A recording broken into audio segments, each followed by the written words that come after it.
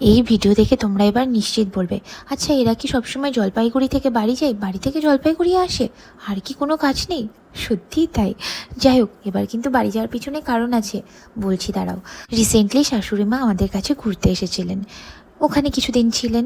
যাই হোক, এবার তার বাড়ি যাওয়ার পালা, একা তো ছাড়া যায় না, তাই আমরা তাকে রাখতে যাচ্ছি বাড়িতে। তার উপর বরমশাইয়ের গরমের ছুটিও ছিল, আর সামনে ছিল জামাই ষষ্ঠী, তার ভিডিও তো তোমরা আগেই দেখেছো। যাই হোক, সব মিলিয়ে এতগুলো যখন কারণ, বাড়ি যাওয়া তো বানতা হয়। কিন্তু মেইন সমস্যা হয়ে যায় যখনই আমরা ট্রেনে টিকিট কাটতে যাই, কখনোই টিকিট পাওয়া যায় না, অগত্যা পরে সেই বাসেই আসতে হয়। এবার বাসে এসেছিলাম, যেখানে একটা স্লিপার গাড়ি ছিল, দুটো সিটার ছিল। আমরা ভেবেছিলাম মেয়ে ঘুমিয়ে পড়লে সেখানে শাশুড়ি মা আর মেয়ে ঘুমিয়ে পড়বে, আর আমি আর বরমশাই বসে বসে চলে আসবো, কারণ বাসের ভাড়াগুলো প্রচুর, আর মেয়েকে তো স্লিপার ছাড়া আনাও যাবে না।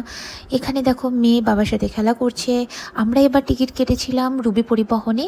বাসের টাইম ছিল রাত 7:30টার সময়। জলপাইগুড়ি থেকে লোকাল বাস ধরে আমরা চলে এসেছিলাম শিলিগুড়ি থেকে বাস ছিল 7:30টায়। এখানে আমি মেয়েকে একটু কিচমিচ দিয়েছিলাম খাওয়ার জন্য, ও আবার আমাকে খাওয়াচ্ছে। যাই হোক, ওর তো খেলাধুলা চলছে। আর আমি এখানে কি বলছি, ডালখোলায় কোল্ড ড্রিঙ্কস খাওয়া necessary। কারণ যতবারই আমরা বাসে করে এসেছি, ডালখোলায় এসে দাঁড়িয়েছি, আমরা কিন্তু এখান থেকে কোল্ড ড্রিঙ্কস খেয়েছি।